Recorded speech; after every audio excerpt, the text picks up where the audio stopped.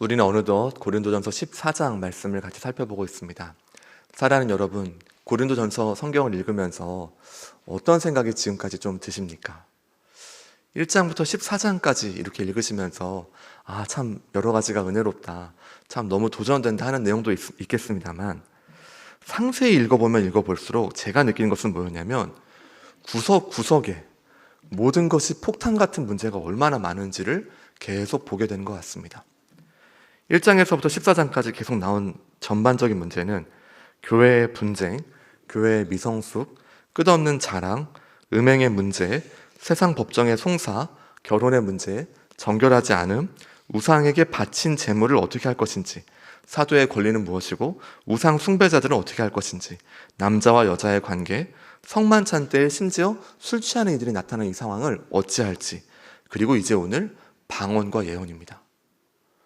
1장부터 14장 본문만 조금씩 읽어봐도 거의 숨이 턱턱 막힐 정도로 굉장히 어렵고 민감하고, 과연 이 바울은 이쪽 편인지 저쪽 편인지 사람들이 명확하게 예의주시하는 상황 가운데에서 이 얼음판을 걸어가면서 바울은 이 말씀을 나누고 있습니다.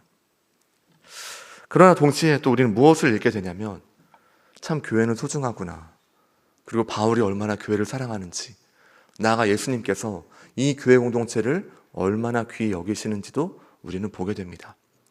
그러므로 우리는 이 고린도전서 말씀을 보면서 사실은 계속 무엇을 생각해야 되냐면, 나에게 교회는 어떤 곳인가입니다. 사랑하는 여러분, 여러분 정말 교회를 사랑하십니까? 여러분 정말 이 교회 공동체를 우리가 늘 말로 하는 것처럼 피 흘려 사신 교회라는 것을 정말 믿습니까? 우리는 이것에 대해서 믿는다라고는 말하고 우리가 이에 대해서 그렇게 살려고는 하지만, 그러나 실제 이런 어려운 상황들이 닥쳤을 때에는 교회를 사랑함으로 교회를 세우고 교회를 더욱 견고하게 하려고 하는 마음보다는 때때로는 우리가 교회를 허물기도 하고, 때때로는 우리가 더 이상 이 하나님의 말씀의 권면과 진리에 대해서 달가워하지 않는 우리의 모습도 보게 됩니다. 바울은 이 모든 것을 알고 있었기 때문에 가장 극심하고 어려운 문제일 수도 있는 이 방언과 예언에 대한 얘기를 하기 전에 우리가 지난 시간에 보았던 이 사랑에 대한 내용들을 먼저 충분히 말하고 있는 것입니다. 진정 사랑한다면 너는 오래 참을 것이다. 진정 사랑한다면 온유할 것이고, 진정 사랑한다면 계산하지 않고 우리의 모든 것을 내어줄 것이다라는 것을 먼저 말하였습니다. 이제 우리가 이 14장에 오늘은 특별히 이 방언과 예언이라는 한국 교회에 있어서 정말 예민하고 굉장히 첨예한 어떤 이 논쟁의 중심에 있는 그 내용들을 같이 생각하고자 합니다만, 먼저 우리가 이 은사는 무엇인가를 먼저 생각하면서 이 14장 말씀을 생각해 보고자 합니다. 우리 함께 12장 11절 말씀을 먼저 같이 읽겠습니다. 12장 11절 함께 읽습니다. 시작.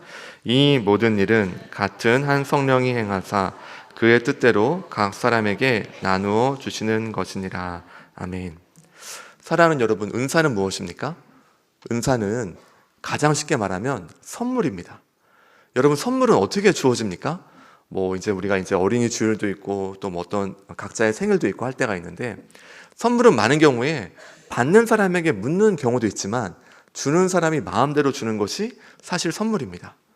물론 지금은 내가 좀 받고 싶은 게 이런 거야 라고 이렇게 자연스럽게 흘리면서 이걸 좀 받을 수 있도록 유도를 하는 경우도 있겠습니다만, 그러나 많은 경우에 우리는 선물을요 원하는 대로 줍니다. 만약에 은사를 선물로 생각한다면 하나님께서는 여러분에게 원하는 대로 은사를 이미 주셨습니다. 어떤 사람은 나는 이런 은사 싫은데요, 나한테 이런 걸 왜 주셨지? 라고 질문하는 분도 있을 것입니다. 그러나 그것은 하나님께서 교회를 세우기 위하여서 이 선물을 주신 것입니다. 저는 우리 이 교회 건물을 건축할 때 우리 담임 목사님과 거의 매일 왔었습니다. 저는 이 마지막에 이 천장이 씌워질 때가 마치 저한테 되게 영광스러운 순간처럼 보여졌습니다. 그때는요, 이 의자도 없었고 콘크리트를 타설한 다음에 이 기둥하고 이제 위에 이렇게 천장을 씌우는 지점이어서 저는 이 교회가 무슨 콜로세움 마냥 엄청나게 큰 크기처럼 저는 보여졌습니다. 그리고 이 건물을 이렇게 막 지을 때 보니까 이게 얼마나 그 세심하고 여러 가지를 돌봐야 하는지 하루만 좀 이렇게 세밀하게 살펴보지 않으면 또 어떤 이 다른 쪽으로 이렇게 될 수도 있는 가능성들을 많이 보았던 것 같습니다. 왜 이런가 생각해 보니까 건물을 지을 때에는 토목, 저 지금 건축을 잘 아는 것이 아닙니다. 토목, 골조, 철근, 설비, 전기, 배관, 비계. 전 이 비계가 아직도 잘 뭔지 모르겠습니다만 비계, 목수, 도배, 마루, 타일, 방수, 용접, 소방까지 다양한 분야의 사람들이 와서 각자의 역할을 해야만 이 건물이 지어집니다. 여러분, 이 중에 사실은 중요하지 않은 게 뭘까요? 하나 정도 필요 없는 거라고 한다면 뭐가 있을까요? 하나 정도 뺄까요, 여러분? 기둥을 뺀다고 해보겠습니다. 기둥. 무너지겠죠. 타일을 뺀다고 해보겠습니다. 화장실이 이게 뭔가 어려울 겁니다. 방수를 뺀다? 무리하면 넘칠 것입니다. 그 어떤 것도 가볍게 보고 이건 필요 없어 라고 말할 수 있는 것이 없습니다. 각자에 함께했던 많은 분들이 오셔서 같이 애써서 이 건물을 짓기 위해서 함께했기 때문에 이 건물, 이 예배당이 지어질 수가 있었습니다. 하나님은 지금 우리에게 은사를 주셔서 무엇을 하시려고 하냐면 교회를 세우고자 하시는 것입니다. 각 사람에게 할 수 있는 어떤 역량과 은혜와 이 은사를 주심을 통하여서 우리가 각자가 함께하는 적재적소의 역할을 통하여서 이 교회를 세워가고자 하시는 것입니다. 결국 여기에 무엇이 담겨져 있냐면 하나님이 교회를 향하신 사랑과 열정이 담겨져 있는 것입니다. 그래서 하나님께서는 여러 은사를 주십니다. 지혜, 지식, 믿음, 신유, 능력, 예언, 영분별, 방언, 방언통역, 이 모든 것을 통하여서 하나님께서는 교회를 세우고자 하시는 것입니다. 그래서 바울은 14장 1절에서 사랑을 추구하며 신령한 것들을 사모하되 특별히 예언을 하려고 하라라고 시작하고 있습니다. 사랑하는 여러분, 이 모든 은사가 가장 바르게 쓰여지는 원리가 무엇입니까? 그것이 바로 사랑입니다. 우리 12장 31절 말씀을 다시 한번 읽겠습니다. 함께 읽습니다. 시작. 너희는 더욱 큰 은사를 사모하라. 내가 또한 가장 좋은 길을 너희에게 보이리라. 우리 14장 1절도 다시 한번 읽겠습니다. 사랑을 추구하며 신령한 것들을 사모하되 특별히 예언을 하려고 하라. 아멘. 이 13장이라는 이 사랑장으로 알려진 이 말씀을 하기 전에 앞뒤에 있는 말씀이 이렇게 이 본문을 설명하고 있습니다. 지금 무엇을 말하고 있습니까? 너희 중에 은사는, 여러분 어떤 은사를 좀 좋아하십니까? 예를 들어서 신유의 은사가 최고야. 신유의 은사 하나만 있으면, 그냥 아픈 사람 있으면 다 낫고 얼마나 좋겠어. 아니면 예언의 은사가 제일 좋겠지? 이렇게 해서 은사를 비교하는 것이 아닙니다. 여기 이 더욱 큰 은사를 사모하라고 할 때 이 은사는요, 더욱 큰 은사들 해서 복수형으로 쓰여져 있습니다. 이 뜻은 뭐냐면 각 은사를 비교하여서 최고의 은사가 있는 것이 아니라 이미 각자에게 주신 은사들을 가장 빛나게 하는 길이 있는데 그것은 사랑이다라는 것입니다. 그래서 이 말씀에 근거해서 우리 방금 같이 기도해 주셨던 이 내용처럼 사랑이 없으면 울리는 꽹과리 같고 천사의 말을 할지라도 아무 소용이 없으며, 심지어 저는 이 말씀이 너무 충격적입니다. 나 자신을 불사르게 내어줄지라도 유익이 없다라고 말한 이유가 사실은 이 사랑이야말로 우리가 보기에 작아 보이는 은사까지도 가장 아름답게 행해질 수 있도록 하는 길이기 때문입니다. 그러므로 여러분, 우리는 앞으로 늘 무엇을 생각해야 되냐면 나는 정말 사랑함으로 나의 은사를 사용하고 있는가를 늘 돌아봐야 합니다. 저는 오늘 말씀에서 사랑의 반대를 자랑이라 생각해 봤습니다. 여러분 집에 가시면서 까먹지 않을 수 있겠죠. 사에다가 위에다 이렇게 짝대기만 지으면 사자, 이렇게 앞글자만 따면 사자입니다. 그래서 사랑이냐 자랑이냐가 매우 중요하다는 것입니다. 바울은 그래서 지금 무엇을 말하고 있냐면 너 혹시 지금 은사를 사용할 때에 자랑하고 있어? 사랑하고 있어를 계속 묻고 있는 것입니다. 너에게 지금 하나님께서 이렇게 놀라운 은사를 주셨다라면 이것을 통해서 너의 이름이 드러나니 아니면 이 사람을 사랑함으로 그 사람이 세워지고 있니를 계속 묻고 있는 것입니다. 자, 이와 같은 문맥을 갖고 우리 이제 14장의 이 방언과 또 예언에 대한 말씀들을 같이 생각해 보고자 하겠습니다. 먼저 2절부터 5절은요, 방언과 예언의 차이를 말하고 있습니다. 이 본문에서 이 방언은 사실은 혀를 의미하는 단어를 그대로 사용했습니다. 그래서 이 방언은 하나님께 하고요, 알아듣는 자가 없고 영으로 비밀을 말하는 것입니다. 그래서 이것을 통하여서 자신의 덕을 세우고 자신에게 유익이 있다라고 말합니다. 여기서 이 자신의 덕을 세운다라는 표현이 이 14장과 또 고린도전서에 많이 나오고 있는데, 이 단어는 오이코도메오라는 단어입니다. 사실 여기서 덕을 세운다는 것은 약간 의역입니다. 본문을 조금 더 의미를 가져오려고 해서 덕을 세운다, 무언가 도덕적인 덕을 세우나 무언가 좀 의미 있는 삶을 살게 하나, 이런 생각으로 해석이 될 수 있는데, 더 온전한 해석은 집을 세우는 의미로 해석하는 게 훨씬 낫습니다. 그러니까 다시 말해서 이 방언은 영으로 비밀을 말하고 하나님께 말하고 알아듣는 자가 없어도 자기 자신을 세워가는, 자기 자신을 건축해가는 데 매우 도움이 된다는 것입니다. 반대로 예언은 어떻게 했습니까? 예언은 사람에게 말하고요, 알아들을 수가 있습니다. 또한 나아가 여기에는 권면과 위로의 내용이 담겨져 있습니다. 그래서 무엇을 함께 하게 되냐면 교회의 덕을 세운다, 다시 말해 공동체로서의 하나님의 집을 세우는 것이 예언이다라는 것입니다. 자, 근데 이제 바울이 여기에서 굉장히 도전적인 얘기를 합니다. 우리 5절 말씀을 같이 읽겠습니다. 함께 읽습니다. 나는 너희가 다 방언 말하기를 원하나 특별히 예언하기를 원하노라. 만일 방언을 말하는 자가 통역하여 교회의 덕을 세우지 아니하면 예언하는 자만 못하니라. 아멘. 5절에서 발견할 수 있는 이 방언의 특성은 통역이 된다는 것입니다. 하나님께 말하는 것이고 누구도 알아들을 수 없으나 또 누군가는 통변의 은사가 있어서 누군가 이 방언을 하고 있을 때에 이 옆에 사람이 통역할 수 있는 것이 이 방언의 은사라는 것입니다. 근데 여기서 중요한 것이 아무리 방언을 할지라도 통역하는 사람이 없으면 예언을 하는 것보다 오히려 못하다라고 말합니다. 여러분 생각할 때 이게 좀 맞는 논리인 것 같습니까? 설교 제목부터가 지금 말이 안 되죠. 오가 큽니까? 많이 큽니까? 당연히 많이 큽니다. 근데 오가 지금 크다라는 약간 이상한 수식으로 오늘 설교 제목을 같이 잡았었는데요. 지금 우리가 딱 생각해봐도 무언가 하나님과의 교제, 하나님과 깊이 함께 하면서 나 자신을 세우는 것이 어쩌면 훨씬 중요할 것 같은데, 바울은 그것보다는 공동체를 세우고 함께하는 그 예언을 하는 것을 더 추천한다라고 말하고 있는 것입니다. 자, 여기까지는 잘 따라오고 계시죠? 네. 자, 우리 6절부터 9절에서는 그래서 계속 무엇을 말하냐면 왜 예언의 은사를 추구해야 하는가라는 것입니다. 6절에서 보면 내가 만약에 너희한테 나아가서 방언으로 가르친다 치자 해보는 겁니다.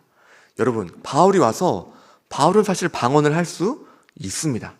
그리고 이때의 방언은 지금 시대에 말하는 방언과는 조금 다른 것이 통역을 할 수 있는 하나님과 나와 그 비밀에 대해 말하는 것입니다.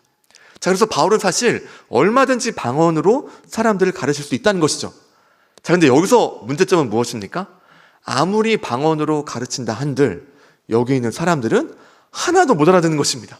설교단에 나와서 1시간을 방언으로 가르쳤을 때 바울 자신은 그 가운데 더욱 세워지고 하나님의 은혜를 알고 자신은 감격하고 더욱 마음이 뜨거워졌을지 모르나 여기 왔던 분들은 그래서 뭔 말을 한 거지? 지금 도대체 주제가 뭐야?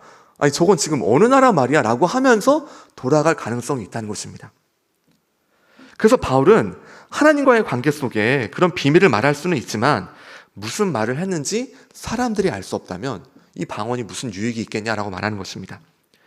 그 다음에는 악기와 전쟁의 예를 들어서 말을 하고 있습니다.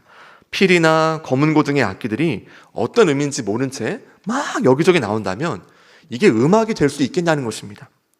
나아가 여러분 당시에 이 사람들이 전쟁을 함께 할 때에 전쟁을 알리는 이 나팔을 불었는데 이 나팔이 뭔가 이렇게 딱 크게 해서 막 소리를 내줘야 되는데 뭔가 이게 전쟁이 났다는 것인지 아니면 잘못 불었다는 것인지 아니면 아무 일이 없다는 것인지 애매할 정도로 이걸 부른다면 이걸 어떻게 해야 할지 분간이 안 된다는 것입니다. 자, 그래서 바울은 예언의 은사를 추구할 것을 말하면서 9절에서 다시 한번 이렇게 말합니다. 우리 9절 말씀을 같이 읽겠습니다. 시작. 이와 같이 너희도 혀로서 알아듣기 쉬운 말을 하지 아니하면 그 말하는 것을 어찌 알리요? 이는 허공에다 말하는 것이라. 아멘. 자, 여기 9절에서 이 개역개정 성경에서 조금 번역에 있어서 문맥적 흐름을 놓친 것이 무엇이냐면 이와 같이 너희도 혀로서로 번역한 것입니다. 아까 제가 처음에 말씀드릴 때 방언이 사실은 이 혀에 해당하는 단어라고 했습니다. 그래서 원래 문맥 따르면 여기를 이와 같이 너희도 방언으로서 이렇게 읽는 것이 더 문맥적으로 맞습니다. 그래서 우리 다시 한번 이번에는 혀로서를 방언으로서 하고서 같이 읽어보겠습니다. 같이 읽습니다. 시작. 이와 같이 너희도 방언으로서 알아듣기 쉬운 말을 하지 아니하면 그 말하는 것을 어찌 알리요? 이는 허공에다 말하는 것이라. 아멘. 자, 바울은 다양한 예시를 이제 하고 너에게 적용하고 있는 것입니다. 여러분에게 적용하고 있는 것입니다. 만약에 여러분 중에 방언을 하시는 분이 계시다면 이와 같이 바울의 자신의 예와 악기와 전쟁 나팔의 이야기를 하면서 너도 만약에 알아듣지 못하는 말을 막 한 채로 끝난다면 이건 그냥 허공에다 말하는 것과 똑같다. 벽에다 말한다. 왜 우리 잘 이렇게 소통이 안 될 때 벽에다 말하는 것 같아요. 고구마를 먹은 것 같아요. 이런 말을 하잖아요. 그런 것처럼 전혀 소통이 되고 있지 않다는 것을 말하고 있는 것입니다. 이어지는 10절부터 12절에서는 계속해서 방언보다는 예언을 할 것을, 특히 공동체 안에서의 방언이 별로 유익하지 않음을 다시 한번 말하고 있습니다. 자, 이번에 또 어떤 얘기를 하고 있냐면 세상에는 소리가 많지만 이제 외국어를 말하고 있습니다. 사랑하는 여러분, 우리가 갑자기 이 거리에 있는 외국인을 보면 어떤 분들은 달려가서 말을 거시는 분도 계시지만 어떤 분은 어떻게 하십니까? 피하는 경우가 있습니다. 저는 이제 예전에 제가 한때 청년 때 공부를 할 때 제 친구가 영어를 정말 열심히 하겠다는 각오를 한 친구가 있었습니다. 같이 도서관에서 공부를 했었는데요. 근데 그 친구가 이제 공부를 할 때 어떻게 하냐면 도서관에서도 식당에 가서도 저한테 영어로 말하는 것입니다. 계속 영어로 밥 먹을 때도 이렇게 그냥 그 친구가 이렇게 하면 돼. Hey friend 뭐 하면서 뭐 맛이 어때? 그럼 뭐 영어로 이제 뭐 생각도 안 납니다. 뭐 이렇게 딜리셔스 뭐 이렇게 물어보는 겁니다. 여러분, 그럴 때 제가 어땠냐면요. 아니, 그만 좀 영어로 말하고 한국어로 말해. 왜냐면 지금 어차피 한국말로 소통이 돼. 근데 이제 계속 그 친구의 주장은 여기서도 영어로 말하지 않으면 너는 평생 영어를 못 한다는 겁니다. 그래서 막 계속 영어로 말해서 제가 나중에는 피했습니다. 이렇게 같이 있을 때 이렇게 멀찍이 떨어지고 또 이제 말 걸면 또 영어로 말할까봐. 근데 정말 줄기차게 영어로 말하니까요. 되더라고요. 영어로 진짜 그러니까 하루 종일 한국에 살지만 영어로 말하는 사람 본 적 없잖아요. 그런 어떤 이 저돌적인 성격이 있어서 영어가 되는 걸 봤습니다. 사랑하는 여러분, 우리가 사실 언어를 쓸 때요, 잘 모르는 언어를 우리한테 말할 때 부담스럽습니다. 영어는 그래도 조금 우리가 접할 수는 있는데 만약에 우리 단기 서영교지인 태국이라든지 캄보디아라든지 뭐 일본이라든지 뭐 어떤 다른 나라를 갔는데 전혀 알아듣지 못하는 말을 한다고 해보겠습니다. 이 사람이 1시간을 얘기하면 1시간 동안 우리는 어떻습니까? 이건 벌서고 있는 것입니다. 지금 여기서 무엇을 말하고 있냐면 11절에 보시면 내가 그 소리의 뜻을 알지 못하면 내가 말하는 자에게 외국인이 되고 말하는 자도 내게 외국인이 된다. 그러니까 서로 말이 지금 안 통해서 아무리 방언을 말할지라도 이건 다른 나라 말을 서로 하는 것과 똑같다. 그러니까 이건 거의 의미가 없는 것과 마찬가지다는 것을 말하고 있는 것입니다. 자, 그래서 이와 같은 여러 이 논의들을 함께 하면서 결국 너희는 이 방언을 하려고 하기보다는 예언을 하라는 것을 말하면서 12절에 이렇게 말하고 있습니다. 우리 12절 말씀 같이 읽겠습니다. 시작. 그러므로 너희도 영적인 것을 사모하는 자인즉 교회의 덕을 세우기 위하여 그것이 풍성하기를 구하라. 아멘. 자, 여러분, 이제 여기에서 그것은 무엇이겠습니까? 앞서 교회의 덕을 세우는 것은 무엇이라고 했습니까? 교회 공동체를 세우는 것? 예언이죠. 자, 지금 이제 우리가 12절에서 그것을 해석할 수가 있게 되었는데 오늘 본문에서 이 그것은 곧 예언을 말하는 것입니다. 자신의 덕, 자신을 건축하고 자신을 세우는 것보다 교회 공동체를 세워가고 교회를 더욱 하나님의 공동체로 세워가는 이 예언을 할 것을 추구해라라고 말하고 있는 것입니다. 그럼 이제 여기에서 어떤 사람들이 이런 말 하겠죠. 그럼 방언은 필요 없습니까? 이게 이제 우리의 극단적 사고입니다. 방언 버려, 방언 쓰레기 막 이렇게 말하는 거예요, 우리 사람들이. 그러니까 이제 바울이 딱 이걸 얘기하고 어떤 생각합니까? 13절에 그러므로 방언을 말하는 자는 통역하기를 기도해라. 정말 이것이 하나님의 뜻이어서 공동체에 알려야 될 정말 중요한 거라면 너가 그냥 방언을 말하면서 혹여나 너의 자랑으로 말하지 말고 그 방언을 통역할 어떤 사람이 나타나서 교회 예배 때에 질서에 맞춰서 함께 통역을 함을 통하여서 교회 공동체를 세울 수 있는 데에 너의 마음과 초점을 두어라라고 말하고 있습니다. 자, 그렇게 함께 할 때에 이제 마지막 이야기를 하고 있죠. 우리 16절, 17절 말씀을 같이 읽겠습니다. 함께 읽습니다. 그렇지 아니하면 내가 영으로 축복할 때에 알지 못하는 처지에 있는 자가 내가 무슨 말을 하는지 알지 못하고 내 감사에 어찌 아멘 하리요. 너는 감사를 잘하였으나 그러나 다른 사람은 덕의 세움을 받지 못하리라. 아멘. 자, 그래서 이제 16절, 17절 말씀이 이제 어느 정도 더 이해가 되게 됩니다. 만약 방언으로 어떤 사람이 다른 사람을 막 축복했다고 해보겠습니다. 막 축복을 했어요. 그래서 이 사람은 너무 감격해서 아멘, 할렐루야 했다고 해보겠습니다. 근데 이 사람이 지금 아멘이라고 대답할 수 있겠냐는 것입니다. 여러분, 원래 아멘의 뜻이 무엇입니까? 그렇게 될 줄로 믿습니다라는 뜻입니다. 근데 이 사람은 지금 방언을 말하는 사람이 자기만 이해한 채 말했기 때문에 이 축복을 받은 사람은 지금 이 사람이 뭘 말했는지를 모릅니다. 그러니 아무리 자신이 아멘을 하고 싶어도 도대체 무슨 말을 했는지 모르고 이것이 축복인지 저주인지 자신을 혼내는 것인지 기도인지 모르기 때문에 여기서 아멘을 할 수가 없다는 것입니다. 사랑하는 여러분, 우리는 사실 굉장히 좀 어렵고 첨예한 본문을 여기까지 한번 살펴보았는데 사실 이 본문은 방언이냐 예언이냐의 문제만을 다루고 있는 것이 아닙니다. 여러분, 지금 이 본문을 보면서 바울은 계속 무엇을 생각하고 있음을 보게 됩니까? 지금 너가 방언의 문제, 예언의 문제를 따지는 줄로 알고 우리가 본문을 계속 생각해 보니까 다양한 예시를 들고 다양한 이야기를 하면서 결국 지금 계속 초점은 어디로 가고 있냐면 방언이 위에 있다, 예언이 위에 있다 이런 것도 아니고요. 너는 뭐 여러 은사를 해야 되는데 무조건 예언이 답이다라는 것도 아니고요. 지금 그의 초점은 네가 함께 할 때 사랑이냐 자랑이냐를 묻고 있는 것입니다. 정말 그 형제를 향하여서 한마디를 할지라도 그 영혼이 살아나고 그가 정말 그 은혜 가운데 세워질 수 있도록 그 함께하는 마음으로 한마디를 하고 있니? 아니면 너가 조금 여러 은사를 받았다고 해서 그 가운데서 내가 좀 이런 은사가 있는데 특히 방언이 그렇게 될 소지가 많다는 것이죠. 왜냐하면 다른 은사와 달리 굉장히 돋보이는 은사이기 때문에 이것을 함께 할 때 사람들은 추앙할 수 있습니다. 두려워할 수 있습니다. 그 어느샌가 사람 간의 급간이 나눠질 수 있습니다. 그리고 이것을 얼마든지 이용할 수도 있습니다. 그러므로 바울은 지금 이 예언과 방언의 여러 이야기를 나누면서 결국 어디로 지금 초점을 두고 있냐면 너는 그래서 교회 공동체를 세우는, 곧 여기 표현에서는 교회의 덕을 세운다고 하였는데 교회의 공동체를 세우는 데에 너의 모든 초점을 두어라라고 말하고 있는 것입니다. 그러므로 오늘의 말씀은 마치 우리가 읽었던 이 고린도전서 8장 말씀에서 우상제물을 먹는 문제와 연관되고 있습니다. 사랑하는 여러분, 바울이 우상제물에 대해서 어떻게 한다고 했는지 혹시 기억이 나십니까?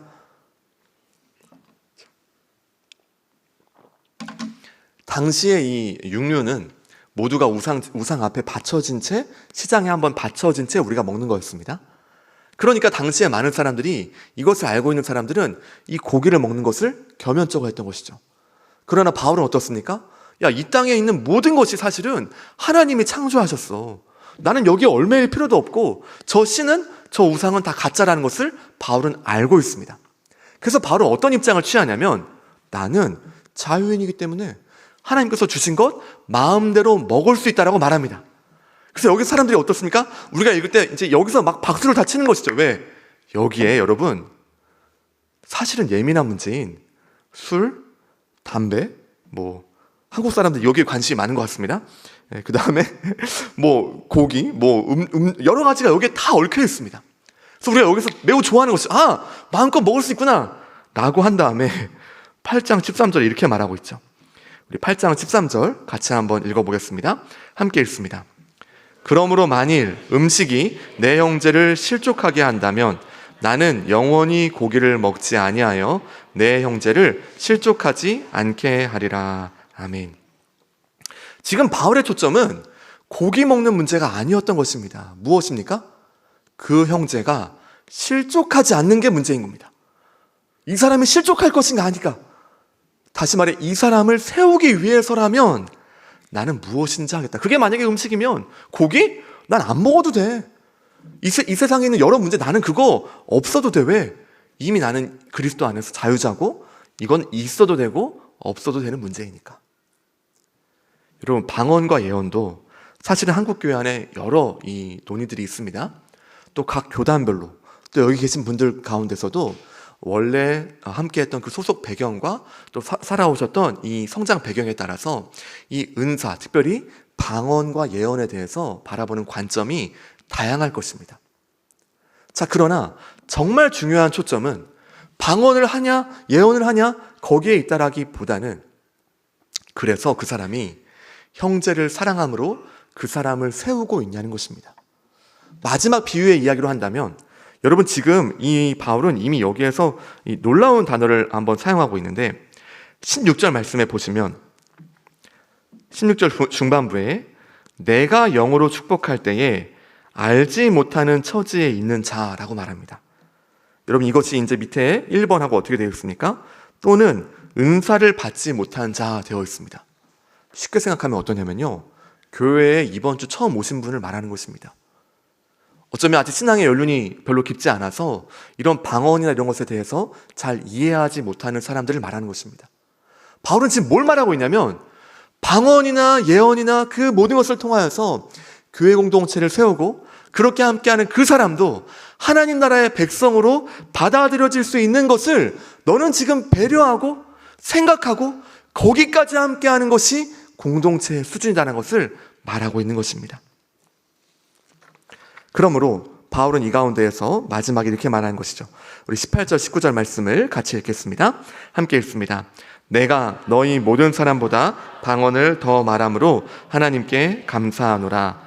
그러나 교회에서 내가 남을 가르치기 위하여 깨달은 마음으로 5마디 말을 하는 것이 1만 마디 방언으로 말하는 것보다 나으니라. 아멘.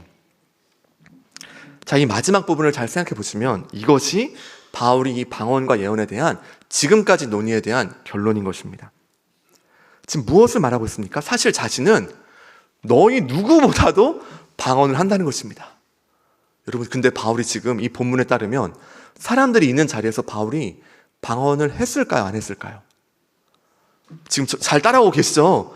예, 제가 이렇게 청소년이나 청년이 다리를 한번 굴르는데요. 조금 문맥적으로 좀 난해한 부분도 많고 해서요. 여러분, 지금 바울이 지금 뭘 말하고 있냐면 만약에 자신에게 이 방언을 할 수 있는 이 은사가 분명히 있다면 사실은 뭘 할 수 있습니까? 사람들이 바울을 많이 공격했죠. 네가 사도냐? 야, 니까짓 게 뭔데 뭐 리더라고. 야, 너 외모를 봐. 너 아무것도 아닌데? 이런 얘기들을 계속 들었습니다. 여러분, 이럴 때 바울이 뭐 하면 될까요? 딱 말하는 사람 불러. 1대1로 부르는 겁니다. 어디 방에 들어가. 그냥 뭘 하면 됩니까? 한 5시간 방언으로 그냥 쏟아 부어주는 거예요. 이 사람이 이제 어떻게 됩니까? 완전 이제 방언으로 이제 얻어맞은 다음에 자기가 나가서 말하겠죠. 바울은 진짜 사도야. 건들지 마. 그의 말은 몽땅 다 이건 정말 하나님 나라의 음성이었어 라고 말하겠죠. 그럼 바울이 이거 얼마든지 할 수 있습니다. 할 수 있습니다. 그리고 인간인지라 제가 바울이었다면 이런 생각이 여기까지 찼을 겁니다. 왜? 아니, 나는 지금 분명히 그리스도의 사도고 복음을 사랑해서 이 일을 했는데 사람들이 자꾸 묻는 거예요. 너 이거 진심 맞냐? 너 사실 우리 잡아 죽이려고 그러지. 너 때문에 이 교회가 이렇게 됐어. 너 지금 너 바울파, 뭐 개바파, 아볼로파 막 이런 거 할 때 바울이 복장이 터지는 거죠. 자, 그러나 바울이 끝까지 어떻게 합니까? 아마도 사람들 앞에서 함부로 방언을 하지 않았을 거예요.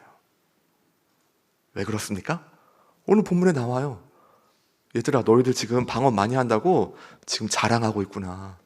공동체 온 사람 중에 지금 새 가족도 있고 교회 공동체가 어떤 곳인지 처음 온 분도 있고 아직 지금 어떻게 해야 될지 마땅히 배려하고 그 사람을 생각하는 것이 이것이 공동체인데 그 다른 사람은 안중에 없고 자신에게 받은 은사 그거 하나 자랑하려고 사람들 앞에서 방언하고 있는 너희 모습을 보니 사실은 내가 더 많은 방언을 한다라고 여기서 지금 한 번 말하는 것입니다. 그리고 그 다음에 지금 어떤 말을 합니까? 교회에서 내가 남을 가르치기 위하여. 이 의미는 무엇입니까? 내가 그 남을 세우기 위하여. 여기서 이 본문에서 이 예언은요, 미래에 대해 말하는 그 의미보다는 권면과 위로를 의미합니다. 지금 이 바울의 진심이 뭐냐면, 한 사람을 세우고 한 사람을 진리로 가르치고 한 사람을 권면하고 위로하는, 그 한 사람을 세우고자 하는 그 5마디가 내가 자랑하고 나를 높이려 하고 다른 사람들이 나를 추앙하게 하려는, 그런데 어느샌가 나도 이것을 감각하지 못한 채 말하고 내뱉는 방언 10,000마디보다 이것이 사람을 살리고 이것이 공동체를 세운다라는 것입니다. 사랑하는 여러분, 오늘 본문을 생각하면서요, 한 가지만 돌아보기를 원합니다. 여러분 정말 교회를 사랑하십니까? 여러분 더운우리 교회 공동체 함께하는 목장 식구들, 또 함께하는 여러분 부서라든지 여러 자리들 정말 사랑하십니까? 저는 목사에게 예 주님 사랑합니다라고 말하고 싶었습니다. 그러나 정말 예수께서 교회를 사랑하신 것만큼, 아니 적어도 바울이 지금 이 공동체를 향하여서 왜 이렇게 아주 굉장히 어려운 논증들을 해가면서 설명하고 있습니까? 그것은 이 본문을 읽고 지금 자랑하고 있는 그 방언을 하고 있는 그 한 사람도 살고, 이제 처음 와서 교회 공동체에 들어오는 그 한 사람도 살아서, 저 위에서부터 저 처음 온 모든 사람까지 다 같이 하나가 되어서 하나님의 공동체로 세우고자 하는 열망과 사랑이 담겨져 있는 것입니다. 여러분, 그러므로 우리가 정말 교회 공동체를 사랑한다면 우리는 자랑할 수가 없는 것입니다. 우리는 늘 점검해야 하는 것입니다. 혹여나 내가 어느 순간에 자랑하고 있는 거 아닌가? 사실 이거 내 것도 아니고 하나님이 주신 선물인데, 야, 나 이런 선물 받았다라고 하나님을 찬양하고 하나님을 높여야 되는데 어느샌가 이거 내가 만들었거든, 이거 내 거거든, 나 이런 사람이거든, 위협하고 억압하고 절대로 교회에 있을 수 없는 모습들이 고린도 교회에 나타났고요, 이것이 어느샌가 한국 교회에 횡행하고 있다는 것입니다. 그리고 그때 우리는 무엇을 보게 됩니까? 그래서 오늘날 지금 우리가 같이 읽었었던 것처럼 알지 못하는 처지에 있는 사람들은 지금 교회 밖의 사람들도 포함됩니다. 여러분, 오늘날 왜 교회 공동체가 점점 개토화되고 있습니까? 왜 교회 공동체에 계속해서 새로운 사람들이 들어오지 못하고, 왜 오늘날 오는 사람들이 올 때에 정말 그리스도를 영접하고 그분을 따르는 사람들이 계속해서 나오는 것이 자연스럽건만 왜 그 일들이 점점 멈추어 갑니까? 그것은 사실 우리가 그 사람들까지는 생각하지 않기 때문입니다. 그리고 어느샌가 우리가 우리끼리 좋으니 라고 하면서 그 한 사람에 대한 배려와 생각과 사랑까지 나아가지 않을 때에 공동체는 어느샌가 닫힌 공동체가 되고, 그리고 10,000마디의 말은 횡행하나 어디에서도 위로를 느낄 수가 없고, 공동체로 같이 모였으나 영화를 마치고 가는 것처럼 마음엔 허전하고 헛헛함 가운데 이게 공동체인가라는 질문들을 우리는 다시 하게 되는 상황에 온 것입니다. 사랑하는 여러분, 오늘날 사람을 살리고 세상을 변화시키는 것은 10,000마디의 자랑이 아닙니다. 10,000마디의 말이 아닙니다. 언변이 아닙니다. 5마디의 권면과 위로를 사실 이 세상은 그렇게 목말라하고 있습니다. 또한 누가 더 목말라하고 있습니까? 그것은 우리 자신입니다. 만약 우리가 그러한 권면과 위로를 정말 기다리고 함께하길 원하신다면 오늘 바울의 이 말씀과 같이 우리는 이 예언을 할 수 있습니다. 여기서의 이 예언은 권면과 위로의 의미로 쓰여졌기 때문에 성도를 세우는 말, 그 사람을 위로하는 말, 만약 어떤 사람이 정말 바른 길이 아니라 다른 길로 갈 때에는 그 사람을 정말 사랑하는지 아니면 내가 자랑하려는 마음인지를 스스로 잘 돌아보고 정말 사랑하는 마음이라면 따끔하게 얘기도 해줄 수 있는 것이 교회 공동체입니다. 그렇게 함께 할 때 우리는 무엇이 이루어지겠습니까? 교회를 찾아오는 이들도 여기엔 하나님이 계시구나를 알게 되고요, 방언을 하는 이도 예언을 하는 이도 모두가 다 같이 공동체를 세우는 데에 우리의 마음을 쏟게 될 것입니다. 오늘 다시 한번 오늘 말씀을 생각하면서 나의 동기는 자랑인지 사랑인지 돌아보시길 바랍니다. 그리고 각자에게 주신 은사가 있으십니다. 잠깐 우리 서로 마주보고요. 이제 마치려고 하는데요. 우리 서로에게 은사 받으셨습니다. 서로 잠깐 인사할까요? 이미 은사 받으셨습니다. 네, 이미 은사 받으셨습니다. 예, 받은 은사를 사랑으로 행합시다. 다시 한번 인사하겠습니다. 네, 이미 여러분 각자에게 주신 하나님의 은사가 있습니다. 오늘 말씀을 잘 기억하시면서 이제는 자랑이 아니고 우리를 드러냄이 아니고 사랑함으로, 그리하여서 하나님의 사랑이 다시금 우리 공동체를 다스리고 그 사랑에 휩싸이며 말은 좀 어눌할지라도 5마디의 진심이 있는 그런 공동체가 되기를 주님의 이름으로 축원합니다.